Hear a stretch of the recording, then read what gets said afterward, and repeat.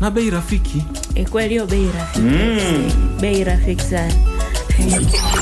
Teknolojia. Matumizi yangu ya internet naweza nikasema yamechukua asilimia kubwa kwenye maisha yangu kwa hivi sasa, na inakuwa ni kwenye nyanja zote. Kiwango ni kikubwa cha mafanikio kuliko awali, na hii yote inatokana na mitandao inatazamwa na watu ambao wengine huwaoni.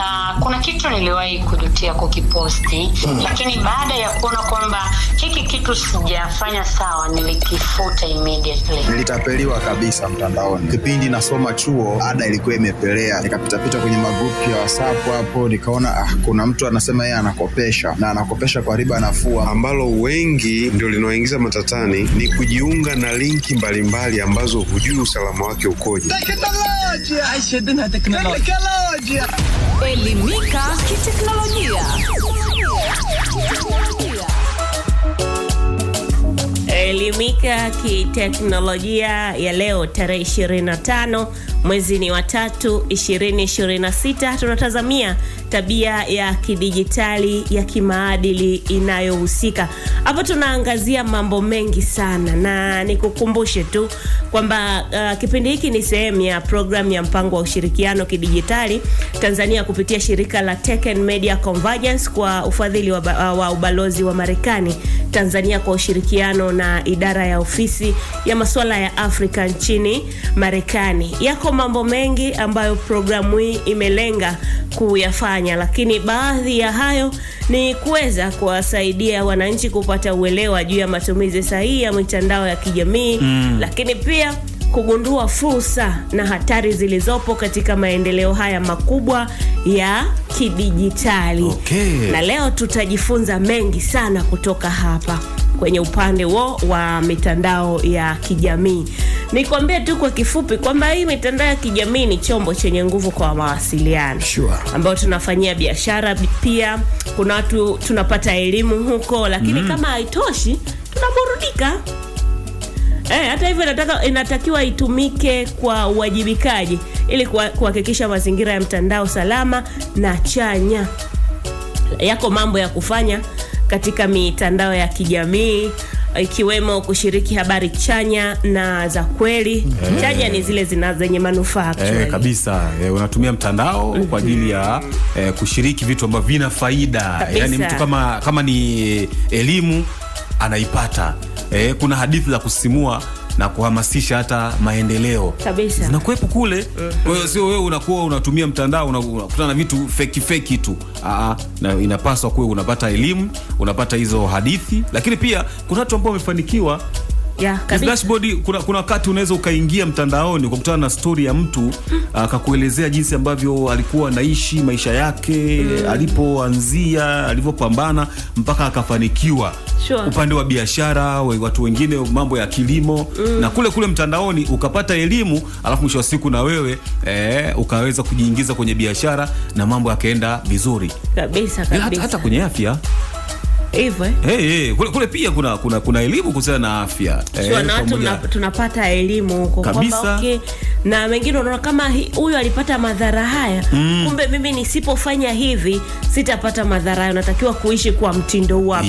Hata mazoezi, kuna watu unaona wanaposti mazoezi huko na nini, ambayo na yenyewe anatujengea afya, misosi na vitu. Nisingemaliza bila kutaja misosi. Yaani utakuwa una njaa. Sasa lakini lazima tujiulize pia kabla ya kuweza kushiriki hizo taarifa mtandaoni au wewe kuingia kwa mtandaoni, wewe inabidi ujiulize taarifa zile ambazo unataka kuzishiriki, kama unataka watu wazione, unazichapisha.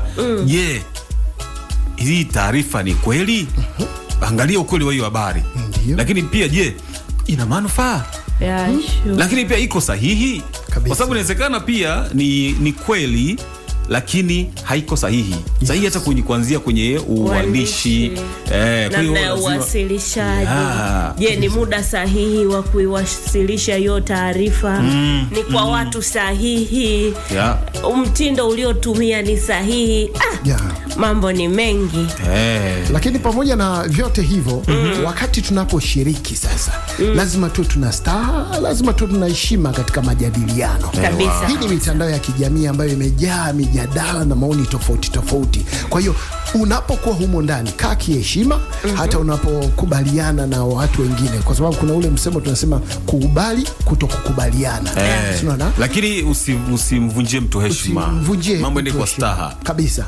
Kwa sababu pia kuna vidokezo vya kushiriki kwa heshima katika mijadala kama hiyo, tunaweza tukakupatia hapa. Kwanza kabisa unapaswa kutumia lugha ya adabu, epuka matusi na vile vile kushambulia watu wengine. Tambua kwamba kuna mitazamo tofauti. Ikiwa mijadala au yale majadiliano yatakuwa makali, basi jitenge badala ya kupambana na mtu mwingine. Yani uzuie moyo. Kuna mtu mwingine unaweza ukaposti tu kitu chako, afu yeye moja kwa moja tu anakuandikia pale, yani wewe huna unachokijua, hujui lolote, nyamaza wewe. Ndio, au anakutukana. Au ninyi watangazaji mnajifanya mnajua sana. Sasa ile kauli kwa mara ya kwanza unaweza ukaipokea kwa mwendo wa hasi, si ndio? Lakini hebu ichukue tu kama vile ni maoni yake, alafu je, unampozaje huyo kupata uelewa ule? Sasa unajua kuna namna kumfuata mtu hivyo mtandaoni. Wewe unaweza ukamwambia bwana, nimeona mtazamo wako, lakini nina mtazamo tofauti.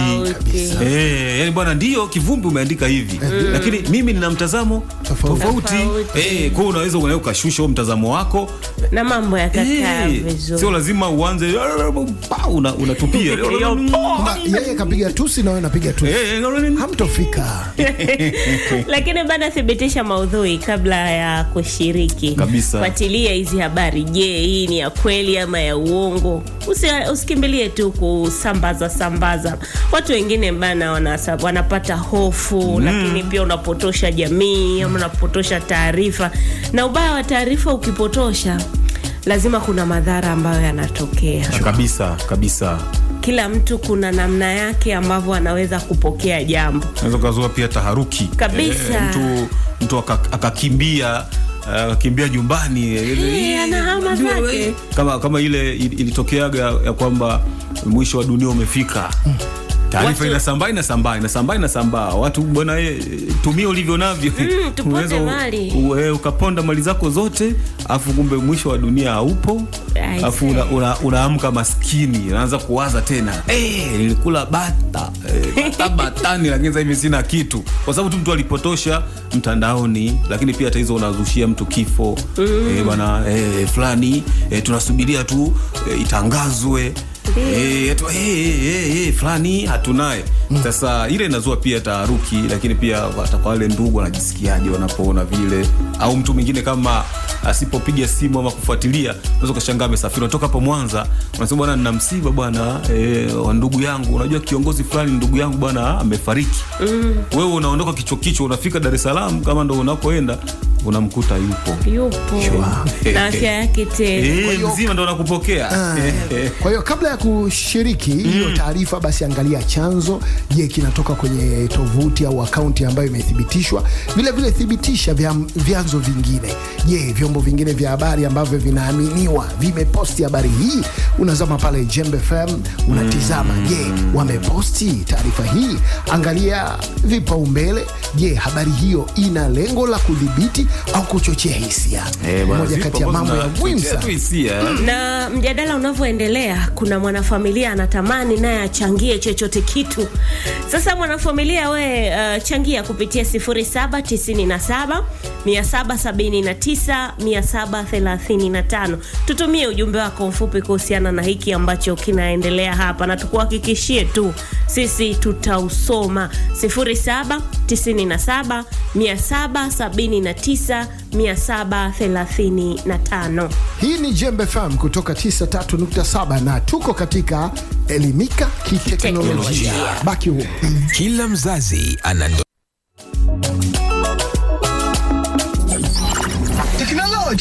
Matumizi yangu ya internet naweza nikasema yamechukua asilimia kubwa kwenye maisha yangu kwa hivi sasa, na inakuwa ni kwenye nyanja zote. Kiwango ni kikubwa cha mafanikio kuliko awali, na hii yote inatokana na mitandao inatazamwa na watu ambao wengine huwaoni. Kuna kitu niliwahi kujutia kukiposti, lakini baada ya kuona kwamba hiki kitu sijafanya sawa, nilikifuta immediately. Nilitapeliwa kabisa mtandaoni. Kipindi nasoma chuo, ada ilikuwa imepelea. Nikapita kwenye magrupu ya WhatsApp hapo, nikaona kuna mtu anasema yeye anakopesha na anakopesha kwa riba nafuu, ambalo wengi ndio linaoingiza matatani ni kujiunga na linki mbalimbali ambazo hujui usalama wake ukoje. Elimika kiteknolojia. Elimika kiteknolojia na 93.7 Jambo FM. Wani ni Drive Mix mpaka 1 kamili za jioni, na leo tunaangazia tabia ya kidijitali ya kimaadili na inayohusika. Tumeyatazama mengi na tunaendelea kuyatazama hapa na wewe. Sasa hivi ni mambo ambayo tunatakiwa kuyaepuka katika mitandao ya kijamii. Wakati huo ukitutumia ujumbe wako mfupi, kwa sababu wewe pia ni sehemu ya kipindi hiki bwana. Sisi si familia, familia moja. Nambari ni 0797 779 735. Tutumie huko ujumbe wako mfupi 0797 779 735. Nimekwambia ni mambo ya kuepuka katika mitandao ya kijamii. Bana, epuka kushiriki katika kudhalilisha ama kudharau watu mtandaoni. Kabisa. Na mambo ya udhalilishaji yako mengi. Ni pamoja na matusi, viko vitisho, majina mabaya, ubezwa. Yes, yote wote huo ni udhalilishaji. Kwani udhalilishaji bwana una nini? Una madhara mengi. Kwa sababu kisha nidhalilisha, hujui mimi nitapokeaje. Itavunja uhusiano wetu. Hatutakuwa tena na maelewano. Lakini kisheria uko ndo hatari. Yako makosa ya kimitandao. Kabisa. Hivyo tujitahidi tuweze kuepukana na namna hii hapa. Namna ya kuzuia ni simple sana. Fikiria kabla ya kuandika, lakini unaweza ukaripoti machapisho mabaya badala ya kushiriki. Kushiriki ni kushare kule kunale tunaforward, tunafanyeje. Cheki habari hiyo, iripoti, mambo yaishe. Lakini tumia yale maneno ambayo yanaweza kumsaidia muhanga kwa kutoa msaada na mambo yakakaa vizuri. So unamkandamizia mtu amepata shida, halafu wewe unamwandikia maneno mazito zaidi, unaweza ukamsababishia mtu akachukua hatua nyingine zaidi ambayo inaweza ikamdhuru. Kwa hiyo haifai. Lakini pia inabidi uepuke pia kuchapisha taarifa za kibinafsi za kijamii. Lakini pamoja na kuzichapisha, hata pia usishiriki namba yako ya simu, anwani ya nyumba au mahali pa kazi. Kumbe haitakiwi. Epuka. Sasa mtajuaje mimi nakaa wapi? Utajua tu. Si muda mrefu hapa. Nakupa. Lakini pia nambari yako ya kitambulisho au maelezo ya benki usishiriki ama usichapishe, na maelezo binafsi ya familia, watoto au marafiki bila idhini yao. Sasa pale kwenye swali lako dashboard ukasema kwamba kwa nini, si ndio? Kwa nini nisishiriki? Hivi hii ina madhara gani? Wahalifu mara nyingi wanaweza kutumia taarifa hizi binafsi kwa wizi wa utambulisho, na vile vile ulaghai pamoja na udukuzi, au kupakia habari nyingi za kibinafsi kunawezesha wahalifu au wadanganyifu kukufuatilia. Kwa nikiweka pale nyumba unakoishi, mahali ninapofanyia kazi, mtoto wako anasoma wapi, nini imepanda, nini imeshuka, nini taratibu zake, au hata wewe mwenyewe wakati umesafiri. Tulizungumza last time, unaposafiri unaposti kwamba bana ndugu yangu bana, ndio hivyo bana, niko njiani nasafiri kuelekea sehemu fulani bana, mniombee. Si ndio? Unaona ni nia njema kabisa. Unaona nia njema kweli, lakini kumbe wahalifu wanasoma wa mchezo wakijua kabisa kwamba bana nyumbani pale wamebaki empty. Hakuna mlinzi mzuri. Umeona? Wanakuja wanafanya mambo yao ya kwake. Umeona? Na vile vile kuna wale matapeli ambao wanatizama nyendo zile za shule ambazo wewe una posti pale na maelezo yako kwenye mitandao ya kijamii. Kwa hiyo kwa makini sana katika masuala kama hayo. Lakini umezungumzia hilo ni jambo zuri. Ila unajua sasa hivi waajiri na hata shule huwa wanachunguza pia profile za mitandao ya kijamii kabla ya kuajiri au kukubali wanafunzi. Unaomba kazi kama hapa hivi Jembe FM, unaulizwa mitandao yako ya kijamii unatumia jina gani? Bwana uko Instagram, uko Facebook, usi wapi, unataja yale, inabidi uweke yale majina. Ukishaweka inabidi wapekue waangalie waone kwamba huyu baba ni wa aina gani. Kama huyu mama ni wa aina gani. Labda ulimpa kauli mbovu huko. Wanasoma kwenye comment au wanaona na picha hizo kibinafsi ambazo labda hata ni za ndani, yani uko yako uko zako chumbani umepost. Sasa huyu hapana. Kwa hiyo unaweza kukosa kazi kwa kuposti tu taarifa zako za kibinafsi. Kama yeye mwenyewe anashindwa kujistiri, atastiri ofisi yetu. Lakini pia ipo mpangilio ya faragha ya kuweza kudhibiti nani atakayeona kile ambacho kinaonekana pale. Yani unaweza ukachagua kwamba ndio ukao umekiweka, lakini unakiona wewe peke yako. Kwa umekiweka kule kama sehemu ya kuhifadhi tu. Ya private hapo. Kama bwana umepiga pale alafu inakuwekea kabisa na kufuli. Inakuonyesha kwamba hii umeifunga na utaona peke yako. Ni wewe tu mwenyewe. Kwa hiyo mtu mwingine hatoweza kuona. Lakini pia kuwa mwangalifu na kushiriki sehemu za mahali. Epuka kuweka alama ya mahali halisi kwa wakati halisi. Inawezekana na kutafuta alafu ndo sasa hivi unaona location umeshare kwa muda huu, umesema kwamba uko Sengerema Airport. Sasa hapo na mimi nakufuata. Kama hakuna, inawezekana sasa labda kuna beef kama hivyo, naweza nakuja hapo, naweza nikakudhuru, nikakufanyia kitu ambacho si kizuri. Kwa hiyo kabla ya kupakia pia jiulize, je, ningependa mwajiri wangu au wazazi wangu waone hili? Yani unaanzia hapo, kazi na wazazi, kwamba hivi mama yangu akiona hiki ni sawa, baba yangu akiona hiki ni sawa. Mabinti kwamba kale kagauni kafupi pigeni nusu nusu mtu nusu yeye nusu mtu nusu yeye. Wewe una posti, je, ungependa waone? Kama hupendi waone, basi hakuna sababu ya kuposti. Lakini kama unataka weke kumbukumbu zako, basi unatumia ile alama ya kuweka uone wewe peke yako. Sawa, kupitia 0777797735 tuambie kama umewahi kuamini na kushiriki habari za uongo. Nini kilitokea? Ama ilikuwaje kuwaje? Tuambie hapo, tutumie ujumbe wako mfupi kupitia 0777797735. Lakini unaweza pia kaongeza unakutana vipi na kudhalilishwa mtandaoni?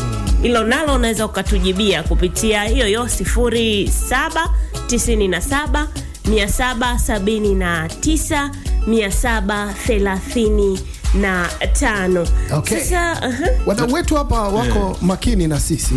Na wao wanataka kuchangia mawili matatu kuhusiana na hili. Je, kuamini na kushiriki habari za uongo ilikuwaje? Kutoka kwao. Basi huyu hapa mmoja wapo ni King Kula Master.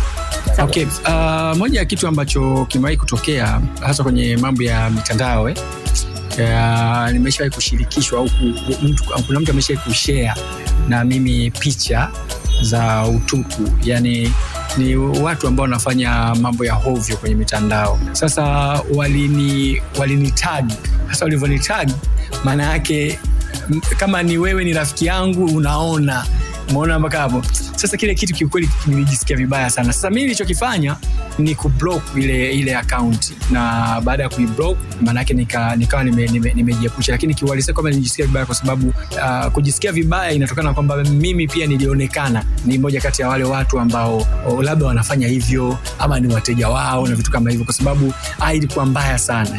Hiyo ilikuwa ile picha hata sitaki yani kukumbuka, ilikuwa mbaya sana. Alafu sasa bahati mbaya yule mtu amenitag, nimekuja kujua muda umeenda. Sasa sikujua ni watu wangapi wameangalia, na unajua kwenye hii mitandao muda mwingine watu wanajaji mtu kutokana na picha anazomuona anazoweka, au anashirikiana na watu wa aina gani. Kwa hiyo inawezekana hata kama ni wewe ukaona mbona Mustafa yuko hapa ametagiwa hapa, kwa hiyo kionekana nimetagiwa hapo na mteja huyu au huyu naye anafanyaga haya. Kwa hiyo hiyo ilikuwa mbaya sana, nilisikia vibaya sana. Hiyo ni moja kati ya vitu ambavyo nilisikia vibaya, ambayo sikuwa na ridhaa yangu, lakini nilitagiwa, lakini mwisho wa siku nilichukua jukumu la kublock. Hiyo hatari sana. Lakini vile vile katika simu hapa, mara baada ya kumsikiliza King Kula Master, kuna mtu anataka kuzungumza nasi hapa kupitia line ya 93.7 Jembe FM. Karibu sana na jitambulishe, mada ushaisikia na ni kitu gani cha kuweza zungumza na Jembe FM. Mimi naitwa Tony Alphonse, lakini jina letu la kikazi la utangazaji wananiita Dr. Tony. Safi sana Dr. Tommy. Kubwa la msingi ni kwamba nataka kujua kutoka kwako, je, umewahi kuamini au kushiriki habari za uongo na ilikuwaje? Kwa njia mtandaoni, nimewahi kuhusishwa na hizo habari ambazo sio sahihi. Niliona posti ambayo ilipostiwa na mimi bila kujua mwanzoni, nikaamini kwamba jambo hilo ni lenyewe, na bahati mbaya sana kitu ambacho mpaka sasa huwa nakikumbuka, niliweka kwenye status yangu pia, kumbe jambo lenyewe halikuwa na ukweli ndani yake. Kwa hiyo baadaye nilipokuja kugundua ndio ikabidi kuifuta ile status. Bwana, shukrani sana kwa simu yako. Lakini kwa hiyo mwingine pia ambao unaweza ukashiriki nasi kwa ujumbe fupi wa maandishi, endelea kutuandikia na tutajua kusoma ujumbe wako kwa nambari ya 0797 779 735. Lakini pia usisite pia kutuambia, kwa sababu mtandaoni inawezekana pia kuna kitu cha kuhamasisha ambacho umeshawahi kushuhudia ndani ya mitandao ya kijamii, sio tu mambo mabaya. Ukishiriki nasi pia msikilizaji, itakuwa ni jambo zuri zaidi. Lakini tuangazie pia sehemu ya mapendekezo kuhusiana na mambo ya kimitandao. Jamani, lazima tuwajibike mtandaoni, na hakikisha kwamba mtandaoni hauandiki kitu ambacho binafsi hauna uhakika nacho, lakini pia si kuandika tu, hata vile vile usikishiriki kwa watu wengine. Watu wakiona, hata wewe pia utadhalilika kwamba ni fulani ndo kaposti hiki kitu. Sasa kuepuka kudhalilishwa mtandaoni na hadharani, mambo ya chuki. Sasa hapa tunajua kwamba mtandaoni watu wanaandika mambo mengi, lakini kudhalilishwa mtandaoni na hadharani ya chuki ni matatizo ambayo yanaongezeka kwenye mitandao ya kijamii, na vile vile yanaathiri watu binafsi pamoja na jamii. Sasa haya yanaweza pia kusababisha madhara ya kihisia, uharibifu wa sifa na hata madhara ya kisheria.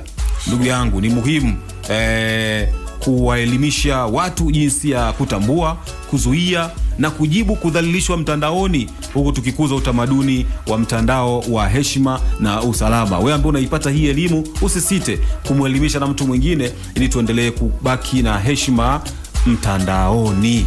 Sawa, umesema ni muhimu bana. Basi sawa, unatakiwa kuelewa kwamba kudhalilishwa mtandaoni ni kitu gani. Ndio. Kudhalilishwa mtandaoni unaweza kuwa kwa aina nyingi. Unaweza kuwa ni matusi, unaweza kuwa vitisho, unaweza kuwa dhihaka, lakini tabia mbaya inayolenga mtu mtandaoni yoyote ni kudhalilishwa mtandaoni. Sasa anadhalilishwa kwa namna gani? Ziko namna nyingi. Unaweza ikawa ni posti na maoni kwenye mitandao yake ya kijamii, inaweza zikawa zile comment, lakini pia ujumbe binafsi ambao mtu unamtumia aidha kwa email ama vitu gani. Lakini akaunti za bandia ambazo zinatumika kushambulia mtu na zaidi kusambaza taarifa za uongo na uvumi. Tunarudi kule ambako tumezungumza kwa upana sana. Na zaidi ni kushiriki picha au video za binafsi bila idhini yake, haijalishi ni mtoto mdogo ama mtu mzima, kwani yako madhara ya kudhalilishwa mtandaoni. Asa unaweza ukawa unajiuliza madhara ni kama yapi? Inawezekana aishai kukukuta pia, unaweza kutuambia kupitia 0797 779 735. Nini kilitokea baada ya kukutana na taarifa za namna hiyo? Unamposti mtoto sasa hivi, wewe unaona ni mtoto wako. Unamposti, unaona naki naye bwana wa kwako, alafu yani yuko utupu au unamuogesha, yuko kwenye beseni unamuogesha, wewe unaposti, baadaye amekuwa anakutana nayo ile picha. Sasa ni mtoto wa kike, picha ile ipo kule, afu naye ameshakuwa mkubwa, unakutana kuna comment fulani hivi, zilikuwa za namna gani vipi hapo, umeona? Lakini pia pamoja na hizo comment, hata yeye mwenyewe hapo alipo ataanza kujiona kama anakuwa mnyogovu, lakini pia atajisi kwamba amepoteza heshima, yani kwamba watu wameshaniona, yani hafikiri kwamba nilikuwa mtoto, lakini anahisi kwamba maumbile yangu yanajulikana, watu wamesha yajua. Kwa hiyo anaona kwamba alishapoteza heshima. Na mwisho wa siku unaweza kujikuta kwamba wewe ambaye uliyeposti sasa wakati huo ukakutana na madhara ya kisheria. Ndio kwamba tunafahamu kwamba nchi hivi sasa mbalimbali hapo ulimwenguni zina sheria ambazo zinahusu unyanyasaji wa mitandaoni, au sio? Kabisa. Kwa hiyo mwisho wa siku unaweza kaingia katika madhara kama hayo na ukajipata matatani na mambo yakawa ndivyo sivyo. Tunajua kabisa kwamba mifano iko mingi sana ya kudhalilishwa mitandaoni. Unaweza ukatoa majina mabaya na matusi, kuweka maoni mabaya kuhusu muonekano, mtindo wa maisha, mitazamo ya mtu mwingine, kusambaza uvumi na uongo, kuunda hadithi za uongo, kuharibu sifa ya mtu, na mambo kama hayo. Na wakati mwingine kutengwa, kumkataa mtu kutoka katika makundi au majadiliano ya mtandao, sio? Kama tulivyoona kule mwanzo. Vile vitisho vya kuogofya, kutumia lugha ambazo unaweza ukaathiri mtu, ukampa hofu na mwisho wa siku akaingia katika matata kama hayo. Lakini wewe ambaye unakutana na hilo, unacha kufanya, yani kwamba ndio mmenidhalilisha, mmeniandikia comment hizi, mmeniambia komwe ficha komwe hilo. Komwe nao ndio dhalilisha. Wewe si umenibeza. Sasa kama kuna sheria ya nchi gani ile ilitaja kusema kipara? Ukimtaja mtu kwa kipara chake ni shida. Ukimuita kipara, yani kuna sheria. Unatozwa fine au unakwenda jela. Ndio. Sembuse kumtaja mtu na komwe lake. Sasa hiyo mbaya. Lakini urembo unabebwa na komwe. Hivyo sitakuwa nimesifia Sasa inategemea na mapokeo yake. Na kama akipokea hasi unaingia matata. Yes, lakini sasa wewe ambaye umeandikiwa hivyo usijibu. Kwa sababu kujibu kwa hasira kunaweza kuongeza hali hiyo, wewe ukafanya zaidi ya hapo. Yeye amesema komwe, wewe ukamwaga mtusi mkubwa. Ikawa tatizo. Lakini pia kama ukiona hizo comment, wewe piga picha. Yani hifadhi uthibitisho wa kudhalilishwa endapo hatua za kisheria zitatajika, kwamba na mimi sinataka nikamripoti, mambo kwa ushahidi. Mambo kwa ushahidi, una screenshot pale chwa, alafu bwana ni huyu hapa ameandika hiki hapa. Lakini zuia na ripoti. Mitandao ya kijamii inawezesha watumiaji kuripoti tabia mbaya. Lakini kama ukienda mbali zaidi, tafuta msaada. Zungumza na marafiki wa kuaminika, zungumza na familia au hata mshauri, kwamba bwana nimedhalilishwa mtandaoni, nimeandikiwa hiki, basi unaweza ukashauri afu mambo yakakaa vizuri. Lakini zingatia hapo jamani. Zungumza na rafiki wa kuaminika.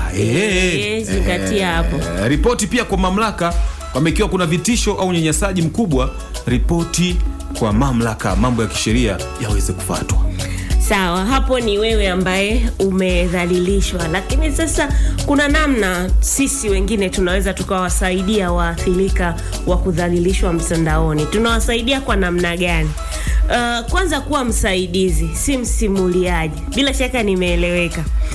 Sema neno dhidi ya kudhalilisha mtandaoni unaposhuhudia. Lakini toa msaada, mwambie muhanga kuwa si peke yake, mtie moyo bwana. Lakini himiza kuripoti Hilo ndo swala kubwa, kwa sababu sheria zipo. Wasaidie kuripoti swala hilo kwa majukwaa au mamlaka husika. Kama pia umeipitia hizo changamoto ama kumsaidia mtu, si mbaya kama ukashare na sisi kupitia 0797 779 735. Are we together? Tuko sawa, tunaendelea kuelimika teknolojia. Na wadau wetu hapa wanatuambia hapa nini maoni yao kuhusiana na hiki, kwamba je, umewahi kushuhudia kudhalilishwa mtandaoni na kipi ulikifanya? Tuanze na huyu hapa. Moja kwa moja nilitoa taarifa sehemu ambayo inahusika, ambayo inaweza kusaidia au kuchukua hatua zaidi za kisheria kwa huyo mtu ambaye amefanya swala zima la udhalilishaji. Udhalilishaji nimeuona kwa watu wengine ambao ni marafiki zangu kule mtandaoni. Kuna vitendo hivyo vya udhalilishaji vinafanyika kweli. Kuna mtu nayemfahamu, picha zake zilivujishwa mtandaoni, ni vitu ambavyo vinafanyika. Okay, ni kipi kilitokea au alikwambia ni kipi kilitokea mpaka picha zake zikavuja? Ilikuwa ni swala la mahusiano. Unajua kwenye mahusiano mnaaminiana. Kwa hiyo anasema kuna picha hizo za faragha ambazo alizipiga yeye na mpenzi wake. Lakini miaka ilipokuwa ikienda, mahusiano yakaja yakavunjika, lakini upande wa pili kumbe ulikuwa haujaridhika na kuvunjika kwa yale mahusiano. Kwa hiyo mwenzie akaamua kuvunisha zile picha za utupu. Okay, cha kufanya hapo jamii kama jamii yenyewe iwe tayari kupewa elimu au kupatiwa elimu kuhusiana na masuala mazima ya taarifa mbaya ambazo zinakuwa zinatokea mtandaoni, lakini pia waunde makundi, na pia hayo makundi yawe na ushirikiano mzuri ambao utasaidia hata watu wengine waweze kutambua kwamba hii taarifa ambayo inatokea mtandaoni ni mbaya au sio mbaya. Kupitia 0797 yeye anasema kwa kweli mitandao inaleta taharuki sana. Kama ile taarifa iliyosambazwa mitandaoni eti maji yamewekewa sumu. Taharuki ilikuwa kubwa sana. Sijui yule aliyesambaza alichukuliwa hatua gani. By Baba Diva akiwa Msumbiji, Mwanza. Wakati Mashile Blandi Center yupo Kahama Mashaka, anasema anatupata vizuri sana, asante kwa time, shukrani sana. Kiukweli mtandaoni mimi kazi yangu huwa ni kusoma tu, huwa sishiriki habari yoyote mtandaoni. Ikiwa habari inatija nitawaambia watu wangu wa karibu kwa mdomo. Hajasema anaitwa nani jamani, wala yuko wapi. Lakini Amani kutoka Kagera, yeye anasema anawaasa watumiaji wa mitandao ya kijamii kuwa makini, watapeli wamekuwa wengi sana.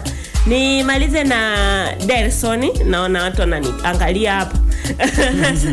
Yuko Kisesa. Mchango wake anawaasa watumiaji wa mitandao kuepuka kusambaza maudhui mabaya kama utapeli, udanganyifu na kadhalika. Mwanafamilia, na wewe una lolote la kutuambia kuhusiana na hiki kinachoendelea sasa hivi, basi tutumie ujumbe wako mfupi kupitia 0797 779 735, kwamba waiepuke na namba yetu nyingine. Hii ndio namba yetu ambayo tutakuwa tunasoma message. Yes, kwa elimika kiteknolojia. Yes. Tutumie ujumbe mfupi hapa. Sisi tutasoma message za kwenye namba hii. Tafadhali sana. Yes. Na tunafanya hivi maksudi ili tupate pure tu message za mrengo huo tu. Asante. 0779 779 735. Lakini huko mtandaoni tunaweza tukaunda jamii ambayo ni chanya. Yeah, sure.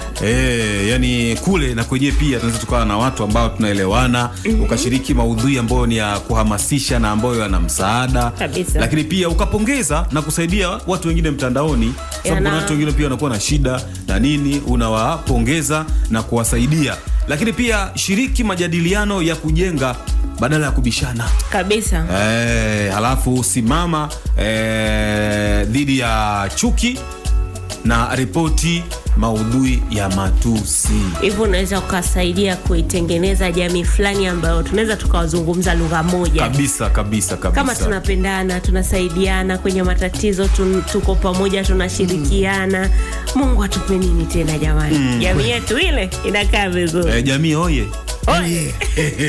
na kuna mtu anaweza akawa anajiuliza kwamba hizi hadithi za chuki ni nini hasa? In short au kwa ufupi tu, hadithi za chuki ni maneno ya au vitendo ambavyo vinakuwa vinalenga mtu aidha kwa sababu ya kabila, asili au taifa au utaifa, wakati mwingine dini au imani, unajua hivyo, wakati mwingine jinsia au mwelekeo tu wa kijinsia au ulemavu, wakati mwingine au hali ya afya. Ndio hiyo sasa mambo ya komwe. Kwa hiyo tuyatizame yote. Afya ni komwe. Eti afya ni komwe. Si muonekano. Sisi ndio tunasema kama hali ya afya ya kiafya. Yaani umeniambia hivyo. Na nti yangu mimi nilikuwa namwambia kwamba bana sio kumdhalilisha. Mimi nilikuwa kwenye ile kundi la kuweza kumcomfort mtu, kumweka mtu sawa. Kwa sababu kuna siku kamekuja kanalia. Anti wanasema mimi komwe. Nikaambia waambie urembo, yani asokuwa na komwe sio mrembo. Unajua pia sasa ameshirikisha jamii. Mimi ndo jamii yenyewe. Yes. Na pia iko vipi? Hiyo ni pia ni mapokeo ya mtu. Unaona, mfano kama mimi ukiniambia kuhusu kipara, yani mbona sio issue na enjoy. Hata kuna mtu anakuambiaje, kipara bila pesa ni kovu, utajisikiaje? Hivyo hapo neno dhalilishwa hapo neno. Kwa hiyo maana tusije tukaingia kwenye madhara kama hayo, na mapokeo mwisho wa siku yakatupeleka matatani. Kwa sababu unajua hii inaweza kusababisha pia vurugu. Mnazipiga kabisa. Lakini pia ikaleta ubaguzi na mgawanyiko katika jamii.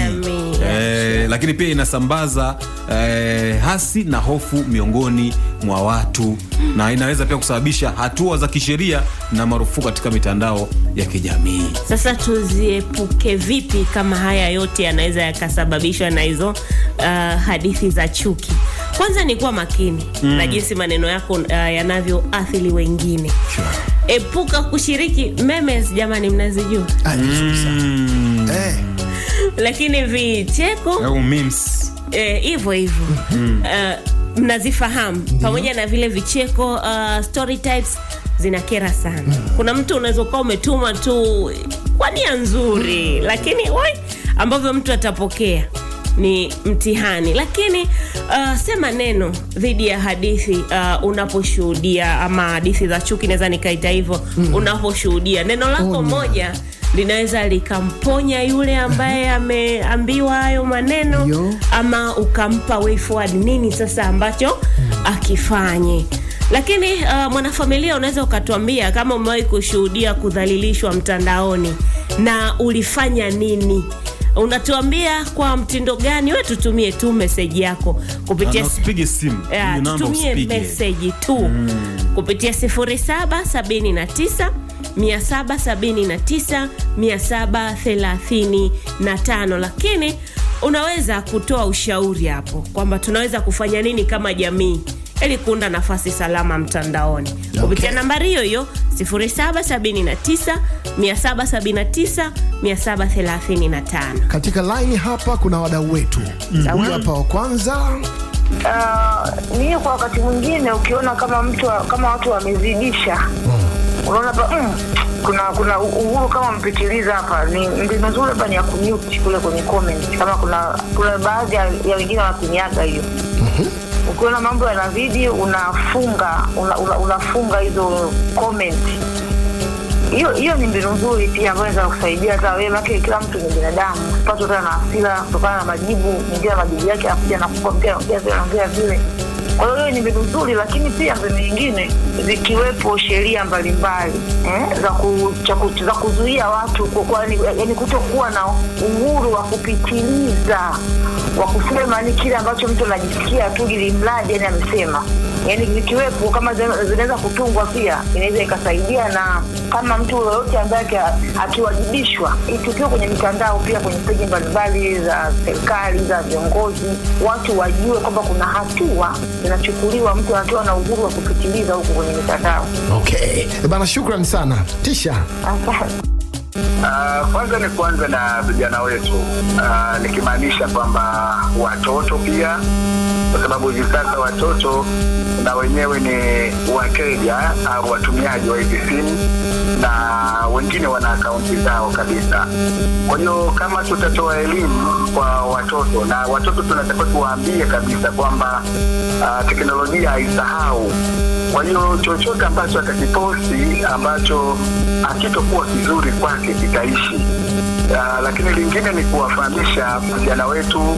Unajua vijana sana sana pia nao wanajisahau, ya kwamba tutumie mitandao kwa faida, lakini zile taarifa pia binafsi ni vema tukazilinda, kwa sababu taarifa binafsi zinaweza zikachezewa huko mtandaoni, kwa sababu ni sasa mtandaoni kuko wazi sana. Kwa hiyo kama utaweka taarifa binafsi za kwako pia pale mtandaoni wazi, zinaweza zikaja zikakusumbua baadaye. Kwa hiyo mimi nadhani tuwe na kiasi katika matumizi haya. Lazima tuchore mstari pia kwamba wapi tunaishia, tusianike kila kitu mtandaoni. Sawa, nini sasa tunachotakiwa kukifanya? Sasa hivi tugeukie upande mwingine ili tuweze kuelewa haki na wajibu wa kidijitali. Ni kwamba bana, katika dunia ya kidijitali ya leo, watu tunatumia mitandao ya kijamii kwa kuwasiliana, biashara kama hivyo, elimu, lakini pia na burudani kama ambavyo tulizungumza hapo mwanzo. Kadanse zipo huko pia. Watu tunashare nini, watu tunaangalia vituko huko na nini, watu wana create mavitu afu na enjoy, siku zinaenda kabisa. Sasa kama yote hayo yanapatikana huko mitandaoni ambako kwenye kidijitali ambako tuko sasa hivi na ni maisha halisi, basi ziko haki pia, haki na wajibu.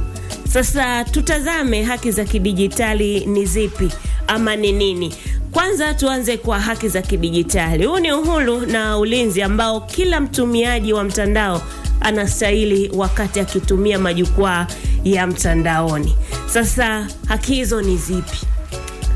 Wewe kama mtumiaji ama mimi kama mtumiaji ninayo haki ya faragha. Inamaanisha nini? Data zako binafsi, yani namba ya simu, kitambulisho, picha, mazungumzo, zinapaswa kulindwa dhidi ya ufikiaji usioidhinishwa. Unajua hapo wengi watu nakosea. Lakini ipo namna kuweza kuzilinda vizuri hizo faragha kwa kutumia nywila ambazo ni ngumu, kwa maana ya password, na unawezesha pia uthibitishaji wa hatua mbili kwenye mitandao ya kijamii pamoja na barua pepe kabisa. Lakini pia inabidi ubadilishe mipangilio ya faragha ili kudhibiti nani anaweza kuona machapisho yako.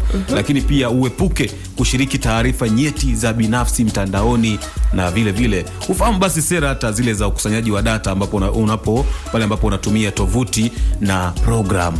Muhimu sana. Uhuru wa kujieleza, hii pia ni haki yako, na kila mtu ana haki ya kutoa maoni yake mtandaoni bila hofu ya kukandamizwa au adhabu. Lakini hii bana haimaanishi kueneza maneno ya chuki, upotoshaji au kumchafua mwingine, kwa sababu na uhuru bwana wa kujieleza mimi. Na uhuru, sasa una uhuru ndio unanitukana. Unachafua wenzio, na uhuru gani huo? Utakiwa kufika huko. Kwa nini utakiwa kufika huko bwana? Ni kwamba serikali inaweza kudhibiti maudhui ya madhara yanayohamasisha vurugu au ubaguzi. So, ukifanya lolote kinyume na mitandao inavyohitaji ama sheria ya mitandao, basi adhabu yake ipo na utaitumikia. Nikutoe wasiwasi kwamba utaitumikia. Adhabu ipo na utaitumikia. Yote 9:10. Zipo haki za kupata taarifa. Kabisa. Inamaanisha kwamba watu wanapaswa kuwa wafahamu kuwa haki ya kupata taarifa bure ni sauti yao. Ikiwa ni pamoja na kupata huduma za serikali, vifaa vya elimu, pamoja na habari kwa ujumla. Kama pia tunazosikiliza kupitia JFM hivi mbalimbali vya kuelimisha ni sehemu ya haki zako. sisi tunasema kwamba tunatoa burudani, tunaelimisha na vile vile tunahabarisha. Lazima tuwe na vihusishi hivyo ili mwisho wa siku wewe ambao unapokea hiyo haki yako basi upate katika quality kabisa. Pamoja na hivyo changamoto zipo. Changamoto zipo. Sawa, changamoto ni kwamba tovuti fulani zinaweza kuzuiwa kwa sababu ya kisiasa au usalama, lakini pia upotoshaji unaweza kufanya iwe vigumu kupata vyanzo vya kuaminika. Hakika. Sasa unaweza kupata jinsi ya taarifa zenye kuaminika. Fuata vyanzo vya habari vinavyoweza kuaminika. Angalia tena taarifa kabla ya kuamini ama kushiriki, na tumia tovuti rasmi za serikali kwa taarifa za kisheria au huduma za umma. Bila shaka huko utaweza kufahamu kwamba bana hizi taarifa ni sahihi na ninaweza kuzishiriki. Kabisa. Maana tunasema haki na wajibu. Kabisa. Haki inakuja na wajibu. Sasa upo wajibu wa kidijitali, ambapo kila mtumiaji wa mtandao anapaswa kuhakikisha kwamba anaheshimu haki za wengine kwa kuepuka kuchapisha maudhui ambayo yana madhara au yasiyoheshimu watu, lakini pia aheshimu faragha ya wengine. Ushiriki taarifa, usishiriki taarifa za kibinafsi bila ruhusa, na vile vile ripoti unyanyasaji mtandaoni au ule wa kudhalilishwa pale ambapo utauona unapotokea. Lakini pia inabidi kufuata sheria za nchi. Na nikiwatoa wasiwasi kwamba sheria ipo itafuata mkondo wake. Sasa bwana, usieneze taarifa za uongo, kwa maana habari bandia ambazo zinaweza kupotosha au kusababisha wasiwasi. Usishiriki pia kwenye udanganyifu mtandaoni au uhalifu wa mtandao.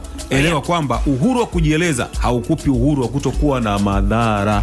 Kabisa. Na ili mambo yaende vizuri, basi changia chanya katika jamii ya mitandao. Unachangiaje chanya? Ni shiriki maudhui ya kielimu na ya kuinua. Angalia maudhui yako unayoshiriki, lakini piga jeki kampeni zinazohamasisha ujuzi wa kidijitali, usalama mtandaoni na ustawi wa akili. Hii ni kwa faida yetu